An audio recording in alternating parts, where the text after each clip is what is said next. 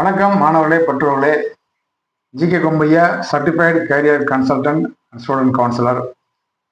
மாணவர்களே, பெற்றோர்களே, இன்னைக்கு நம்ம மிக முக்கியமான ஒரு விஷயத்தை பற்றி பேச போகிறோம். ஏன்னா இது தெரியாம தான் மாணவர்களும் பெற்றோர்களும் பைசாவையும் நேரத்தையும் வீணடிச்சுட்டு அதுக்கப்புறம் ஐயோ இந்த தப்பு பண்ணிட்டோமே அப்படின்னு அவங்க யோசிக்கிறாங்க. அது என்னன்னா, 12ஆம் வகுப்பு பின்பாக அவர்கள் தேர்ந்தெடுக்கக்கூடிய, அதாவது ஆர்ட்ஸாக இருக்கட்டும், இன்ஜினியரிங்காக இருக்கட்டும், அல்லது மெடிசனாக இருக்கட்டும், அவர்கள் தேர்ந்தெடுக்கக்கூடிய கல்லூரி, அதாவது நல்ல சிறந்த கல்லூரியை தேர்ந்தெடுப்பது எப்படி என்பதை பற்றி தான் நீங்கள் பேசணும். அதாவது முதல் விஷயம், நீங்கள் படிக்கக்கூடிய இடம், அதாவது ரீஜன், சென்னையில் படிக்கணும்னு விருப்பப்படுறீங்களா, அல்லது கோயம்புத்தூரில் படிக்கணும்னு விருப்பப்படுறீங்களா, அல்லது மதுரை ரீஜனில் படிக்கணும்னு விருப்பப்படுறீங்களா, அல்லது திருச்சி ரீஜனில் படிக்கணும்னு விருப்பப்படுறீங்களா, இதை ஃபஸ்ட்டு முடிவு பண்ணிக்கோங்க. அதுக்கப்புறம் அந்த ரீஜனில் இருக்கக்கூடிய கல்லூரியை, அதாவது நீங்கள் சேரணும் விருப்பப்படுற கல்லூரியை நீங்கள் அலசி ஆராயும் பொழுது ஃபஸ்ட்டு பார்க்க வேண்டியது NIRF ரேங்கிங். NIRF ரேங்கிங் என்ன? நேஷனல் இன்ஸ்டிடியூஷனல் ரேங்கிங் ஃப்ரேம் ஒர்க்னு சொல்லுவாங்க. இது ஆல் இண்டியா லெவலில் இருக்கக்கூடிய கல்லூரிகளின் தரத்தை ஆராய்ச்சி செய்து ரேங்க் கொடுத்துருப்பாங்க, 1, 2, 3ன்னு சொல்லிட்டு. அந்த ரேங்கிங்கில் நீங்கள் படிக்க விரும்புகின்ற கல்லூரி என்ன ரேங்கில் இருக்குது அப்படிங்கிறத ஃபஸ்ட்டு நீங்கள் தெரிஞ்சுக்கோங்க.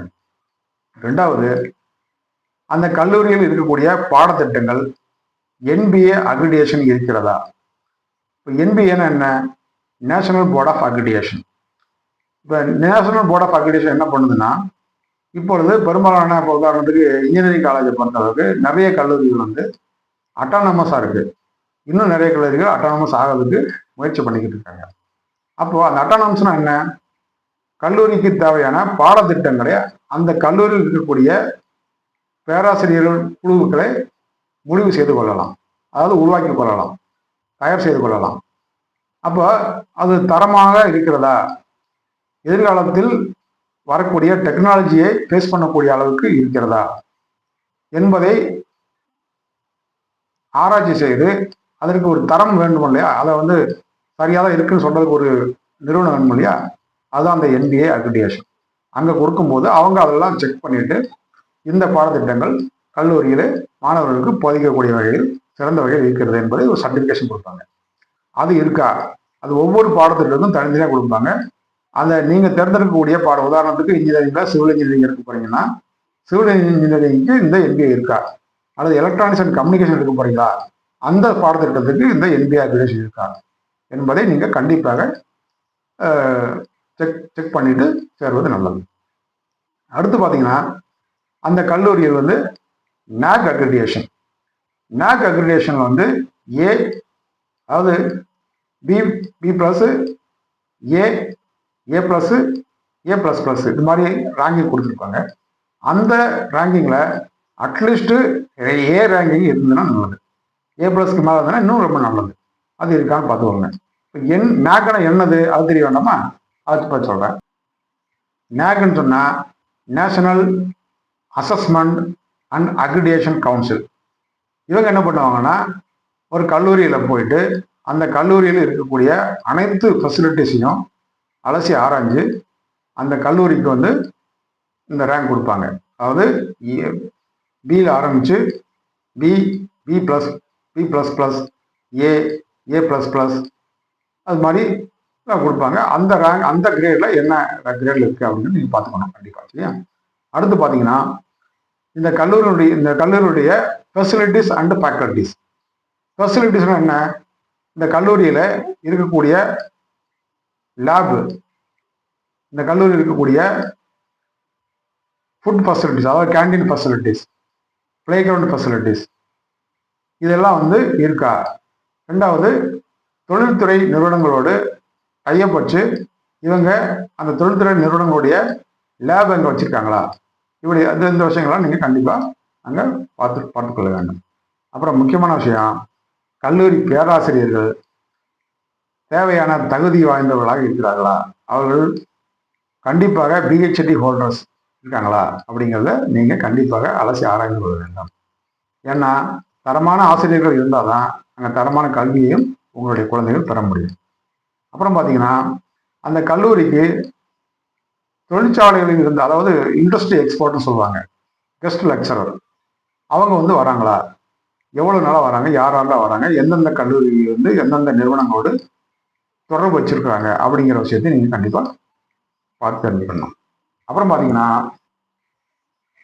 இப்போ இண்டஸ்ட்ரியோட லேப் வந்து கல்லூரியில் இருக்கா அப்படின்னு செக் பண்ணணும்னு சொன்னேன். அதே நாள் அது ஏன் அப்படின்னு சொன்னால், இண்டஸ்ட்ரியோட டைப் வச்சுருந்தாங்க மட்டும்தான் அவங்க அந்த கல்லூரியில் வந்து அந்த நிறுவனம் வந்து ஒரு லேப் வந்து ஃபெசிலிட்டிஸ் பண்ணி கொடுத்துருப்பாங்க.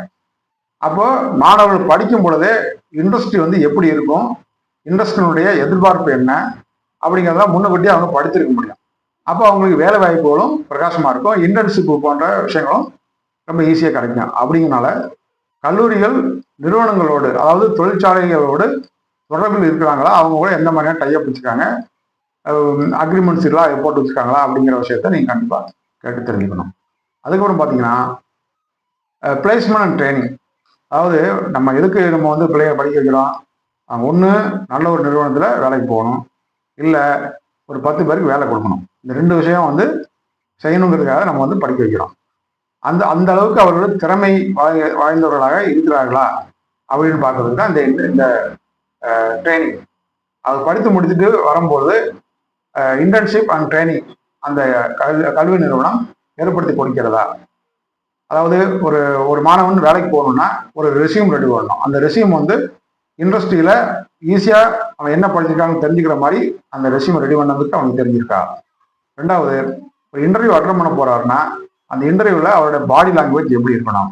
அதுக்கப்புறம் அவர் அந்த இன்டர்வியூவில் எந்த மாதிரியான விஷயங்களுக்கு எந்த மாதிரியான சரியான தகவல்களை ஆன்சரை வந்து கொடுக்கணும் அப்படிங்கிறதையும் அதில் சொல்லிக் கொடுக்கறது தான் அந்த ட்ரைனிங். அப்புறம் வந்து பார்த்தீங்கன்னா இன்டர்ன்ஷிப்புங்கிறது வந்து இந்த தொழிற்சாலைகளோட தேவைக்கு தகுந்த மாதிரி மாணவர்களுக்கு வந்து ஒரு ட்ரைனிங் கொடுக்கறது வந்து இன்டர்ன்ஷிப். இதெல்லாம் வந்து அந்த கல்லூரியில் இருக்கா அப்படிங்கிறத நீங்கள் கண்டிப்பாக பார்த்துக்கணும். அதுக்கப்புறம் பார்த்தீங்கன்னா innovation and internship, innovation and entrepreneurship. அதாவது இனோவேஷன்னா இப்போ உள்ள காலகட்டத்துக்கு தகுந்த மாதிரி புது புது கண்டுபிடிப்புகள், புதுமையான விஷயங்கள், அதாவது மாணவர்கள் புதுமையான விஷயங்கள் செய்யக்கூடிய அளவில் அந்த கல்லூரியில் என்னென்ன மாதிரியான வசதிகள் செய்யப்பட்டிருக்கு அப்படிங்கிறத கண்டிப்பாக பார்க்கணும். அதுக்கப்புறம் அங்கேனும் இல்லையா, ஒன்று வேலைக்கு போகணும் அல்லது 10 பேர் வேலை கொடுக்கணும். வேலை கொடுக்கணும் என்பது ஆண்டர்பிரினர்ஷிப். அதுக்கு உண்டான தகுதிகளை வளர்த்து கொள்ளக்கூடிய அளவில் கல்லூரியில் என்னென்னமான வசதிகளை வைத்திருக்கிறார்கள் பற்றி நீங்கள் கண்டிப்பாக பார்த்துக்கணும்.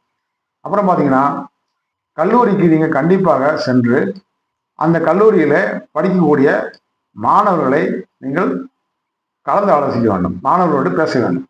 இந்த ஃபெசிலிட்டிஸ்லாம் இருக்கா, கல்லூரியில் வந்து லெக்சரர்ஸ் எல்லாம் கரெக்டாக வராங்களா, அவங்க சரியாக சொல்லித்தராங்களா, ஃபெசிலிட்டிஸ் எல்லாம் எந்த அளவுக்கு நீங்கள் பயன்படுத்தக்கூடியதாக இருக்குது என்பதை பற்றியான விஷயங்களை தெரிஞ்சுக்கணும்.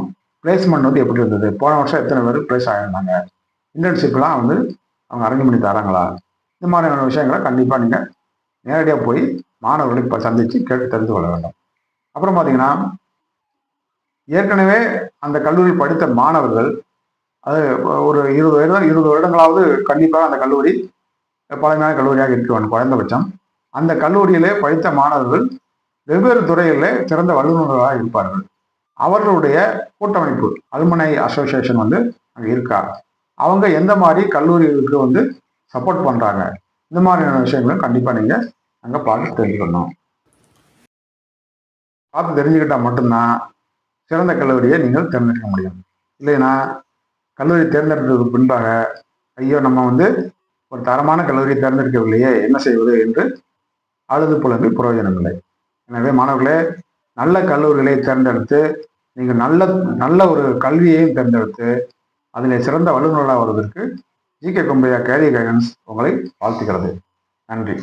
மேலும் மாணவர்களே, பெற்றோர்களே, நீங்கள் நேரடியாக ஜிகே கொம்பையா கேரியர் கைடன்ஸ் சென்டருக்கு வந்து கவுன்சிலிங் அல்லது கைடன்ஸ் பெற முடியாதவர்கள் எங்களுடைய யூடியூப் சேனல், அதாவது GK Kombaiah consulting, career consulting அப்படின்னு நீங்கள் அந்த யூடியூப் சேனலில் போனீங்கன்னா கல்வி சம்மந்தமான இது போன்ற விஷயங்கள் அனைத்தும் நாங்கள் ஷேர் பண்ணிக்கிட்டு இருக்கோம். பாருங்கள், லைக் பண்ணுங்கள், ஷேர் பண்ணுங்கள். கண்டிப்பாக உங்களுக்கு தேவையான விஷயங்கள் அதில் இருக்கும்.